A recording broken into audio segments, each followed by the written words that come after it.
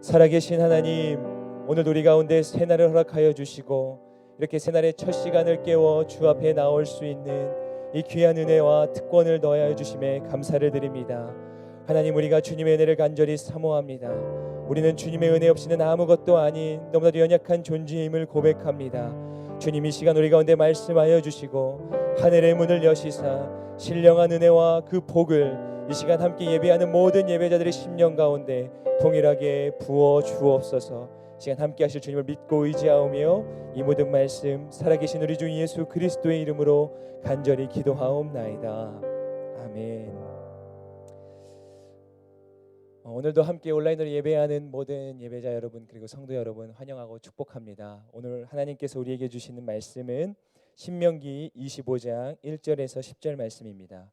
신명기 25장 1절에서 10절 말씀을 제가 봉독하도록 하겠습니다. 사람들끼리 말싸움이 붙었을 때 법정으로 데리고 가거라. 그러면 재판관들이 그 문제를 판결해 죄 없는 사람은 석방하고 죄 지은 사람은 정죄할 것이다. 만약 죄 지은 사람이 맞아야 한다면 그 재판관이 그를 자기 앞에 눕히고 그 죄에 알맞은 만큼 매질을 할 것이다. 그러나 매질이 40대를 넘지 않아야 한다. 만약 40대 이상 매질을 한다면 내 형제가 너를 비열한 사람으로 여길 수 있다. 소가 추수를 위해 곡식을 떨려고 밟고 있다면 재갈을 물리지 마라. 형제들이 함께 살다가 하나가 아들 없이 죽었으면 죽은 이의 과부는 나가서 다른 사람과 결혼하지 말라. 그 남편의 형제가 그녀를 데려가 결혼해 형제로서의 의무를 다하여라. 그녀가 첫 아들을 낳으면 죽은 형제의 대를 잇게 해 그 이름이 이스라엘에서 지워지지 않게 하여라. 그러나 만약 한 남자가 자기 형제의 아내와 결혼하고 싶어하지 않으면 과부된 그 형제의 아내는 성문에 있는 장로들에게 가서 말하여라. 내 남편의 형제가 이스라엘에서 그 형제의 대를 이어주기를 거부합니다. 그는 내게 형제의 의무를 다하려고 하지 않습니다. 그러면 그 성 장로들이 그를 불러 말하라. 만약 그가 그 여자와 결혼하고 싶지 않다라고 말하면서 고집을 부리면 과부가 된 그 형제의 아내는 장로들이 보는 앞에서 그에게로 올라가 신발 한 짝을 벗기고 얼굴에 침을 뱉으며 자기 형제의 대를 잇지 않는 사람은 이렇게 해야 한다고 말하여라. 그 사람은 대대로 이스라엘에서 신발이 벗겨진 가문으로 알려질 것이다. 아멘. 하나님께서는 태초의 모든 천지 만물을 창조하신 후에 끝으로 자신의 형상을 따라 인간을 지으셨습니다. 그렇기에 여느 피조물들과는 달리 인간은 특별히 존엄한 존재인 동시에 이에 따라 서로가 서로를 존중히 여기며 사랑할 책임과 사명이 주어지기도 한 것입니다. 이것을 달리 생각하자면 사람들이 혹 서로가 서로를 존중하는 마음을 잃어버리거나 또는 서로를 사랑하는 마음이 결여된다고 한다면 결국 그 사람들이 이룬 사회는 어느새 완악한 세상이 되어버리고 마는 것입니다.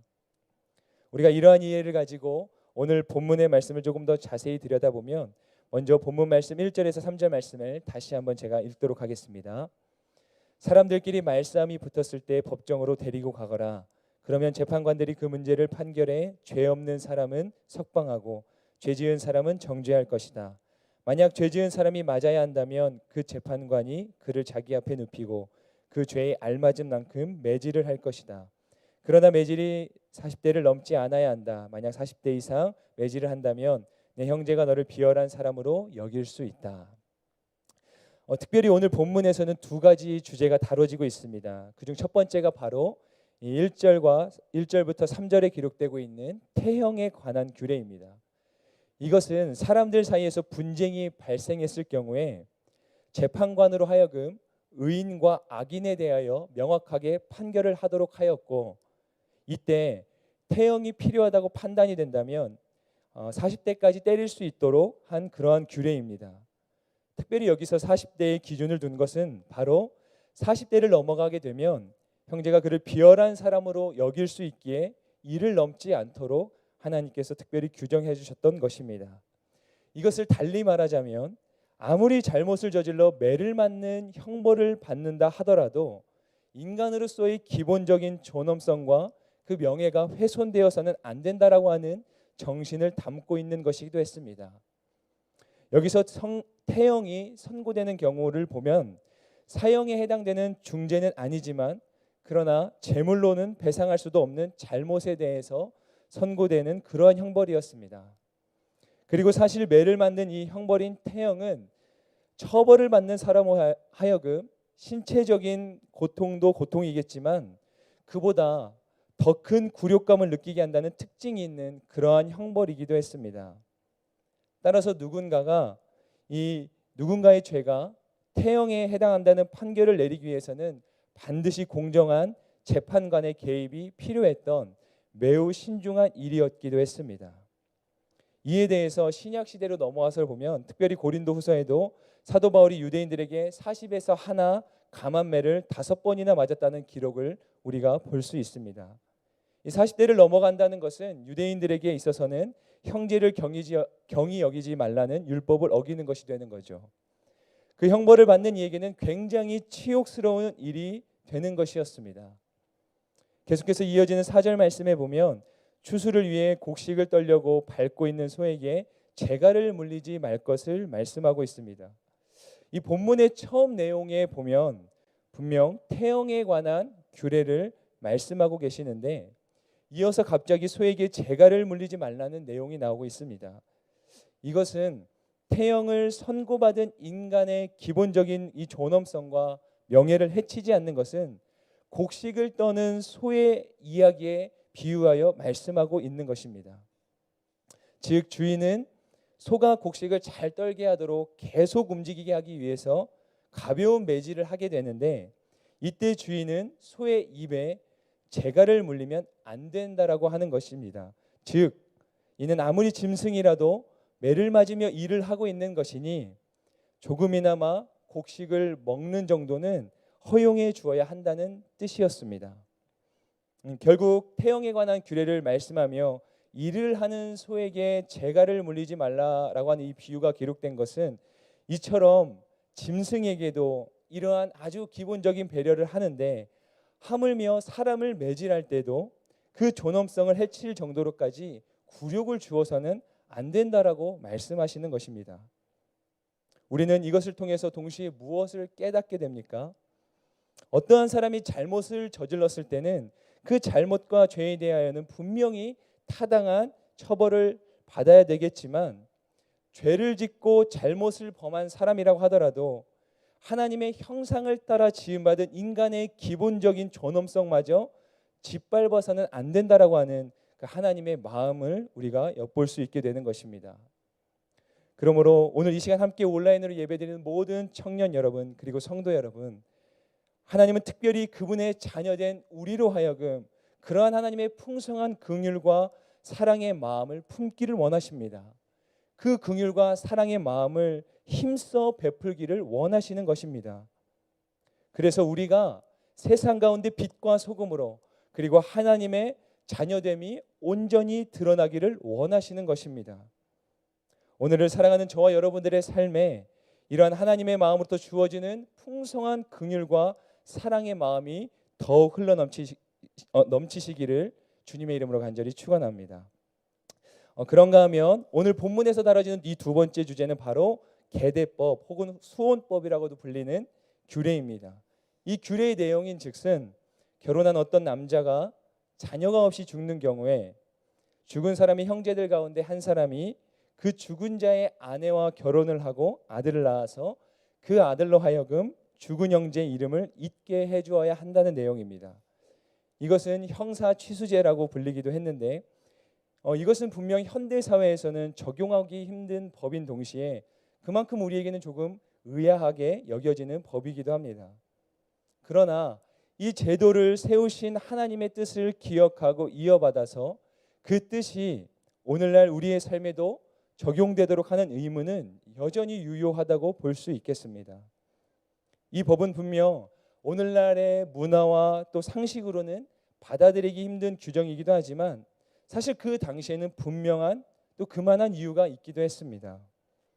특별히 자녀가 없이 죽는다는 것은 유산의 상속자가 없는 의미를 넘어서 이스라엘 중에 그 이름이 끊겨 언약의 축복을 받아 누리지 못한다라고 하는 영적 의미가 있었습니다. 그래서 이 법을 통하여서 그 언약의 축복이 끊기지 않게 하고자 하시는 그러한 이유가 있었던 것이죠. 뿐만 아니라 이 당시에는 홀로 된 여인이 경제 활동을 할 수가 없었기 때문에 죽은 남편의 형제가 홀로 남은 여인의 삶을 책임지는 그러한 의미도 있었습니다. 이렇듯 하나님은 이러한 법을 통해서나마 남편을 잃은 여인의 그러한 삶을 보호하시고 아들이 없어 이스라엘 중에서 그 이름이 사라지는 일이 없도록, 그 축복의 언약이 끊어지는 일이 없도록 하기 위해서 이 법을 명하셨던 것입니다. 한편 이러한 법을 명하시긴 했지만 이것을 무조건 따라야 하는 의무사항이 있었던 것은 아니었습니다. 스스로 선택할 수 있는 예외가 있었다라고 하는 것이죠.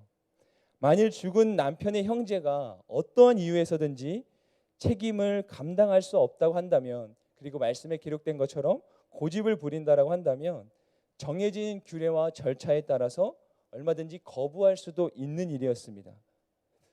그러나 다만 이렇게 책임과 또 의무를 거부하거나 회피한 자에게는 그 이스라엘 공동체 가운데서 신발이 벗겨진 가문으로 일컬어지는 그 수치스러움을 감당해야만 했습니다. 일종의 책임과 의무를 회피한 것에 대한 형벌이었던 것입니다. 비록 이 태형과 같은 물리적인 형벌은 주어지지 않았을지라도 그 공동체 가운데 불명예스러운 호칭으로 불리게 함으로써 하나님의 뜻을 이행하지 않은 데 대한 그 부끄러움을 당하게 하셨던 것이죠. 사실 이 구약의 계대법, 이 형사치수제에 대해서 이야기할 때 특별히 예수 그리스도께서 죄인들을 구속하시고 그들과 언약을 맺어 신랑과 신부의 관계를 맺으신 것을 두고 곧 이 구약의 형사치수제의 의무를 감당하신 것으로 그렇게 일컬어 표현하기도 합니다. 죄로 인해 모든 것을 잃어버리고 멸망할 수밖에 없었던, 그래서 남편을 잃은 과부와 같은 처지에 있었던 우리에게 예수 그리스도께서 새 생명과 새로운 삶을 허락하시며 그 축복의 언약을 약속해 주신 것입니다. 우리야말로 사실은 이 이해되지 않는 것처럼 여겨지는 이 법의, 이 은혜의, 이 놀라운 사랑의 수혜자들인 것이죠. 결국 이를 통해서 우리의 삶 가운데 적용해 볼 수 있는 이 신학의 실천적인 영역은 무엇이겠습니까?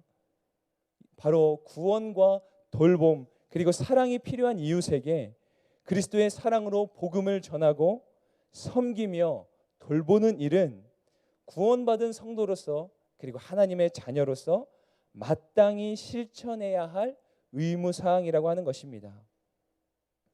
오늘 이 말씀에 기록되어 있는 이 두 가지의 주제, 매질을 당하는 법 그리고 이 남편을 잃은 과부에 대한 법, 오늘 이 말씀을 정리하며 이 모든 것을 통틀어 우리 삶 가운데 적용해 보자면, 먼저 우리는 넘치는 긍휼과 사랑으로 약한 자들에 대한 관심을 가지사 특별히 그들 가운데 적극적으로 일하셨던 하나님의 마음을 기억해야 한다라고 하는 것입니다.